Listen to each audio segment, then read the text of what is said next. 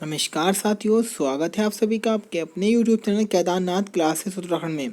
साथियों, आज आपके समक्ष में लाया हूँ एक महत्वपूर्ण टॉपिक जो कि आपकी आगामी परीक्षाएं, चाहे वो बीडीओ हो, बीपीडीओ, आरओ हो, पुलिस, पटवारी या उत्तराखंड की किसी भी भर्ती के लिए जो जिस भर्ती में आपका उत्तराखंड से क्वेश्चन आते हैं, बहुत ही महत्वपूर्ण होने वाला टॉपिक है। पूरे टॉपिक को अच्छे से पढ़ेंगे, वीडियो को अंत तक देखना और ये टॉपिक आपका इस वीडियो में कंप्लीट तौर पर अच्छे से क्लियर हो जाएगा। और पिछले आप विगत वर्षों के प्रश्न पत्र उठा के देखिएगा और वहाँ से इस टॉपिक से प्रश्न पूछे जाते रहे हैं हर पेपर में। तो चलिएगा, समय को ख़राब ना करते हुए शुरुआत करते हैं आज के इस टॉपिक की, जिसका नाम है कुली बेगार प्रथा या कुली बेगार आंदोलन। तो पहले मैं आपको थोड़ा सा इसके बारे में बता देता हूँ साथियों। वैसे कुली बेगार क्या था, इसके अंतर्गत क्या क्या चीज़ें थी और क्यों इसका इतने बड़े स्तर पर विरोध किया गया। तो मैं आपको पहले बता दूं कि जो कुली बेगार था एक प्रकार की कुप्रथा थी, जिसके अंतर्गत जब कोई अंग्रेज, जैसे हम वैसे तो ये आपकी जो कुली बेगार प्रथा थी ये कत्यूरियों से के समय से चलती आ रही थी, लेकिन जिसका सर्वाधिक हम बात करें दुरुपयोग हुआ इस प्रथा का तो वे हुआ था आपके अंग्रेजों के शासन में।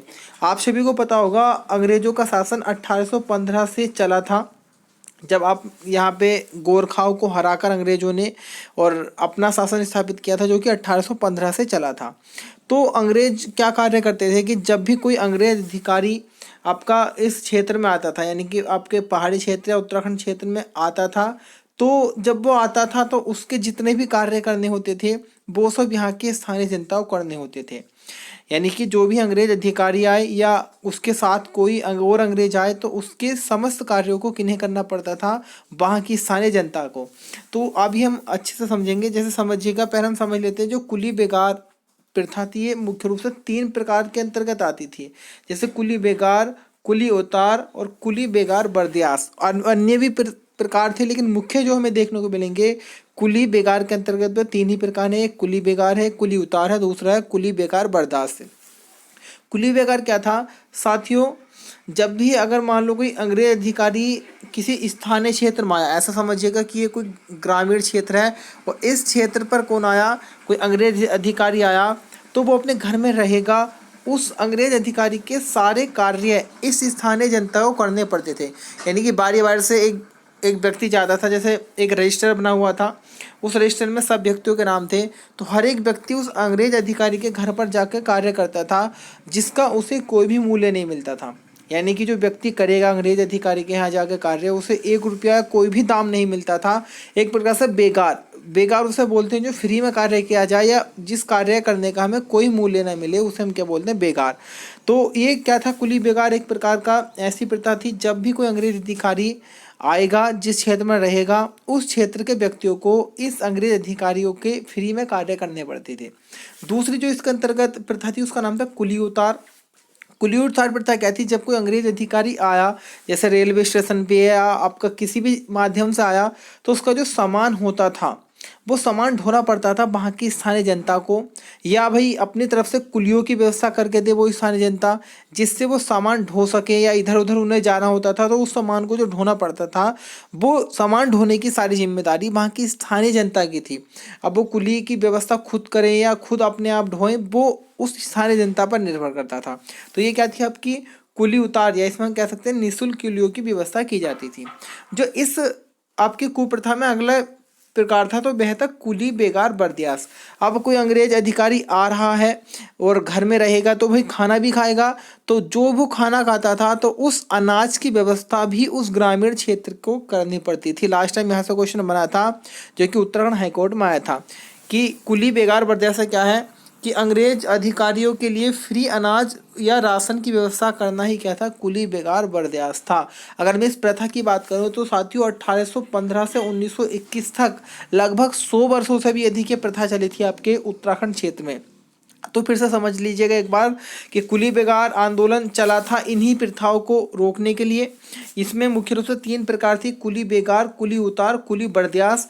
कुली बेगार क्या था, कोई अंग्रेज अधिकारी किसी ग्रामीण क्षेत्र या क्षेत्र में रह रहा है तो उसका सारा कार्य करेगा वहाँ की स्थानीय जनता, जिसका उन्हें कोई मूल्य नहीं मिलेगा। कुली उतार क्या था कि जब कोई अंग्रेज अधिकारी ग्रामीण क्षेत्र के दौरे पर आता था या घूमने आता था तो उनका सामान ढोते थे स्थानीय जनता, या कुलियों की व्यवस्था करनी पड़ती थी। यही क्या था, कुली उतार था। कुली बेगार बर्दियास क्या था, जो अंग्रेज अधिकारी रह रहा है उसके लिए फ्री राशन व्यवस्था करने की जिम्मेदारी स्थानीय जनता की होती थी। ये ही क्या थी, कुप्रथा थी। इसी के विरोध में समय समय पर आंदोलन हुए उत्तराखंड क्षेत्र में, और एक आंदोलन अंत में जाकर 1921 में उत्तरायणी मेले में हुआ एक बहुत बड़े स्तर पर। और उस उत्तरायणी मेले में लगभग 40,000 क्रांतिकारियों ने भाग लिया और उन्होंने इस प्रथा को अंत करने का निर्णय लिया और अपने सभी रजिस्टरों को सरयू नदी में बहाकर इस प्रथा का अंत किया वर्ष 1921 में, और कानूनी रूप से 1923 में अंत हुआ था। तो चलेगा, पढ़ते हैं इस हम टॉपिक से क्या क्या महत्वपूर्ण पॉइंट बनेंगे आपके एग्जाम की दृष्टि से। तो आगे हम पढ़ते हैं। सबसे पहले अगर हम बात करें साथियों, इस आंदोलन का जो सर्वप्रथम सामूहिक रूप से विरोध हुआ था तो वह 1903 में हुआ था। और कहाँ पर? अल्मोड़ा के खत्याणी गांव में। क्वेश्चन सिंपल सा बन सकता है कि कुली बेगार के खिलाफ प्रथम आंदोलन सामूहिक रूप से कब हुआ था? तो खत्याणी गांव 1903 में। और ये खत्याणी गांव कहाँ पर है? अल्मोड़ा। इसमें लगभग 16 व्यक्ति थे। उन्होंने कुली बेगार के लिए मना कर दिया था कि हम आपका कार्य फ्री में नहीं करेंगे, तो उन बेचारों पे कार्यवाही हो गई थी, क्योंकि ये तो कानूनी रूप से मान्य भी था। कानूनी रूप से मान्य था कि भाई हाँ, कुली बेगार ले सकते हैं, अंग्रेज फ्री में कार्य करा सकते हैं। उसके बाद में हम बात करें तो इस प्रथा को देखते हुए यहाँ के एक व्यक्ति थे, नाम था गौरीदत्त बिष्ट।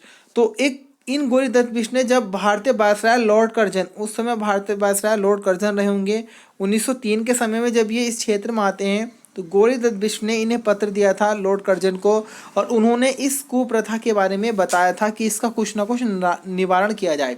हालांकि निवारण के तौर पर इससे पहले 1822 ईस्वी में कमिश्नर टेल, जो कि कमिश्नर रहे थे उस समय इस क्षेत्र के, तो इन्होंने 1822 में यहाँ पर खच्चर सेना का गठन भी किया था। खच्चर आप जानते होंगे, जो बोझ हटाने के लिए रहते हैं। कमिश्नर टेल एक उदारवादी हृदय के व्यक्ति थे, तो इन्होंने 1822 में इस क्षेत्र के जनता को इस कुप्रथा से बचाने के लिए खच्चर सेना का गठन किया था कि वे सामान ढोने कार्य कौन कर सकती है? आपकी खच्चर सेना कर सकती है। लेकिन वो सामान ही ढो सकते थे, ऐसा तो था नहीं खाने की व्यवस्था करते या घर जाके काम करते। तो ये भी व्यवस्था एक प्रकार से असफल ही रही थी। उसके हम अगली बात करें तो वर्ष 1908 में जोध सिंह नेगी जी की अगर हम बात कर लें तो ये पौड़ी गढ़वाल में तहसीलदार थे। तो इन्होंने 1908 में गठन किया था कुली एजेंसी का। इंपोर्टेंट ये क्वेश्चन है, यहाँ से बहुत बार प्रश्न बनता है। कुली एजेंसी का गठन किसने किया? जोध सिंह नेगी ने 1908 में। तो इन्होंने क्या कार्य किया था? इन्होंने जो आपकी मुख्य रूप से गढ़वाल में पहले इसकी स्थापना हुई थी, तो वहाँ की जनता से कहा कि आप एक कार्य कीजिएगा, आप हमें चंदा दें। एक एजेंसी का गठन कर दिया, ये आपकी एजेंसी है, ये स्थानीय जनता है। तो इस स्थानीय जनता से कहा गया कि प्रत्येक घर से कि आप थोड़ा थोड़ा पैसा दें, और ये पैसा आपका कहाँ इकट्ठा होगा? इस एजेंसी में इकट्ठा होगा। और फिर जो अंग्रेज अधिकारी होंगे उनके कार्य करने, उनके लिए कुलियों की व्यवस्था करने की जिम्मेदारी इस एजेंसी की रहेगी। मान लो इस व्यक्ति से कहा कि भाई 10 व्यक्तियों से कहा कि तुम सामान ढो, और ये क्या मांगेंगे? पैसा। और ये पैसा कहाँ से मिलेगा? इस एजेंसी से। और इस एजेंसी को पैसा कौन दे रही है? जनता दे रही है। तो इस प्रकार से कह सकते हैं कि जनता ये कार्य से बच जाती थी और ये अपने खाते से क्या दे देती थी? पैसा। कुली एजेंसी के पास पैसा गया, कुली एजेंसी ने इन व्यक्तियों को पैसा दिया और इन व्यक्तियों ने अंग्रेजों को कार्य कर दिया। तो इस प्रकार से जनता का यहाँ पैसा तो खर्च हो रहा है, लेकिन जनता का पैसा नहीं जा रहा था। तो अगर हम इस कुली एजेंसी की बात करें तो साथियों, ये कुली एजेंसी आपके गढ़वाल क्षेत्र में तो सफल रही थी, लेकिन जैसे आगमन होता है इसका कुमाऊं क्षेत्र में, तो कुमाऊं क्षेत्र में पहले से बहुत महान व्यक्ति या कह दूँ बुद्धिजीवी थे, आपके बद्रीदत्त पांडे हुए, इस प्रकार से बहुत सारे व्यक्ति थे। तो उनका कहना था कि ये कोई सॉल्यूशन नहीं है, कब तक कुली एजेंसी को जनता पैसा देगी और कब तक ये प्रथा चलती रहेगी। तो ये कोई खत्म होने का सॉल्यूशन नहीं था। तो फ्लॉप हो गई थी आपकी कुली एजेंसियां कुमाऊं क्षेत्र में। अगर मैं कुली एजेंसी की बात करूँ तो इसे नाम दिया गया था transport and supply cooperative association. Question बन सकता है कि कुली एजेंसी को क्या नाम दिया था? Transport and supply cooperative association. उसके बाद हम बात करें जो कुली एजेंसी बनी थी तो उसको संचालन करने के लिए, ये कुली एजेंसी बनी है, इसका संचालन भी तो कोई समिति करेगी। तो इस समिति का जो अध्यक्ष थे या नेतृत्व करता थे वो कौन थे? आपके तारादत्त गैरोला जी। तो क्वेश्चन बन सकता है कि कुली एजेंसी के संचालन हेतु बनाई गई समिति का नेतृत्व किसने किया था? तारादत्त गैरोला ने। और कुली एजेंसी को बनाया किसने था? जोध सिंह नेगी ने 1908 में बनाया था। तो यहाँ तक ये चलता रहा है ऐसे ही, लेकिन अभी भी जनता का शोषण हो रहा था, अभी भी जनता खुश नहीं थी मन से। और इसी चीज़ को देखते हुए समय बीतता गया, समय बीतता गया और एक समय आया वर्ष 1920 का। वर्ष 1920 में एक अधिवेशन हुआ कुमाऊं परिषद का। जैसे कि मैं आपको कुमाऊं परिषद वाली वीडियो में पढ़ा चुका हूं कि कुमाऊं परिषद की स्थापना वर्ष 1916 में हुई थी, जो इस क्षेत्र की समस्याओं को उजागर करती थी राष्ट्रीय स्तर पर। तो इस कुमाऊं परिषद का अधिवेशन हुआ, काशीपुर अधिवेशन, और इस अधिवेशन में निर्णय लिया गया कि अब हमें कुली बेगार का अंत करना होगा, एक बड़ी क्रांति हमें करनी होगी। और निर्णय लिया गया इसके लिए उत्तरायणी मेला। अगर मैं उत्तरायणी मेले की बात करूं तो ये आपका बागेश्वर में सरयू गोमती नदी के तट पर लगता है, जो कि सबसे प्राचीन व्यापारिक मेला भी था। तो इस अधिवेशन में निर्णय लिया गया कि हम कुली बेगार के खिलाफ आवाज उठाएंगे और उत्तरायणी मेले में कार्य होगा। अच्छा, उत्तरायणी मेला ही क्यों चुना गया? क्योंकि इस क्षेत्र में जगह जगह से, पहाड़ क्षेत्र के हर कोने से व्यक्ति आता था और एक अपार जनसंख्या रहेगी, एक अपार जन समुदाय रहेगा और एक तरह से हम अंत कर सकते हैं इस प्रथा का। तो आपका डेट तय हो गई, समय तय हो गया और सभी जितने कार्यकर्ता थे वे सब लग गए इस प्रथा को अंत करने के लिए। जगह जगह इसका प्रचार हुआ कि भाई मेले में अंत करना है कुली बेगार का, सब व्यक्तियों से कहा गया। और जब मेले की तिथि आई तो लोग निकल पड़े, सारे बड़े बड़े नेता, बद्रीदत्त पांडे हो, हरगोविंद पंत हो, सभी बड़े बड़े बैनर लेकर निकले, लिखा हुआ था कुली बेगार का अंत करो, ये ऐसे करके। और एक अपार जन समुदाय इकट्ठा हो गया उत्तरायणी मेले में। बहुत भीड़ थी, लगभग 40-50 हज़ार व्यक्ति होंगे। उसके बाद में भाषण देना शुरू किया बद्रीदत्त पांडे जी ने और कहा कि बद्रीनाथ मंदिर की तरफ हाथ करके सब कसम खाओ कि कोई भी फ्री में कार्य नहीं करेगा। सबने ऐसा ही किया। उसका हरगोविंद पंत जी ने भाषण दिए। तो कहा जाता है कि जिस समय भाषण दिए जा रहे थे तो उस समय वहाँ पर डाइबिल, जो कि डिप्टी कमिश्नर रहे होंगे कुमाऊं क्षेत्र के, डाइबिल भी थे। तो वे चाहते थे कि इन जनता को गोलियों से भून दूं, लेकिन एक वक्तव्य कहा था बद्रीदत्त पांडे जी ने कि चलाइएगा कमिश्नर साहब, कितनी गोलियां चलाएंगे, यहाँ 40,000 जनता है, आपकी गोली खत्म हो जाएगी, लेकिन ये जनता टस से मच नहीं होगी। तो डाइबिल भी डर गए, साफ सी बात है, इतने जन समुदाय पर कौन गोली चलाए। उसके बाद में कहा जाता है कि इस मेले में सरयू नदी में लगभग 40,000 क्रांतिकारियों ने सारे रजिस्टरों को बहा दिया। मैंने पहले ही बताया था कि रजिस्टर जो थे उसमें सभी का लेखा जोखा हुआ करता था, जो कार्य करते थे, सभी रजिस्टर बहा दिए गए और एक प्रकार से इस प्रथा का अंत मान लिया गया इसी जगह से। इस प्रथा में अगर हम बात करें तो सरयू नदी के तट पर 40,000 स्वतंत्रता सेनानियों ने रजिस्टर बहा दिए और इस प्रकार से अंत हुआ इस प्रथा का। क्वेश्चन बनेगा किसके नेतृत्व में अंत हुआ था? तो बद्रीदत्त पांडे और हरगोविंद पंत के नेतृत्व में 13 से 14 जनवरी आता है, 13-14 जनवरी 1921 को इस कुप्रथा का अंत हुआ था। और महात्मा गांधी जी ने इसे असहयोग आंदोलन की पहली नींव और रक्तहीन क्रांति कहा था। देखिएगा, आप सभी को पता होगा 1920 में असहयोग आंदोलन आया था और 1921 में क्या हो गया, आपका एक इतने बड़े स्तर पर क्रांति हुई और उसमें सफलता भी मिली। तो असहयोग आंदोलन की पहली नींव। दूसरा वक्तव्य कहा था रक्तहीन क्रांति। इतनी बड़ी क्रांति हो रही है, इतने व्यक्ति इसमें भाग ले रहे हैं, किसी का एक बूंद रक्त भी नहीं कहा था, यानी कि क्रांति भी हो गई, सफलता भी मिल गई और बिना रक्त के सफलता मिली। इसी कारण गांधी जी ने इसे रक्तहीन क्रांति की संज्ञा दी थी।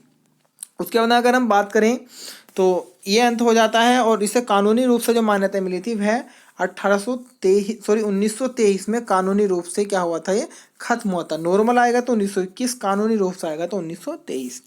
ये मैंने एक्स्ट्रा पॉइंट डाल दिया। अगर क्वेश्चन बन जाए उत्तराखंड में कुली बेगार प्रथा पुस्तक के लेखक कौन है, तो डॉक्टर शेखर पाठक हैं। तो साथियों, कैसी लगी आपको वीडियो? अगर कोई गलती हो तो उसके लिए सॉरी। वीडियो अच्छी लगी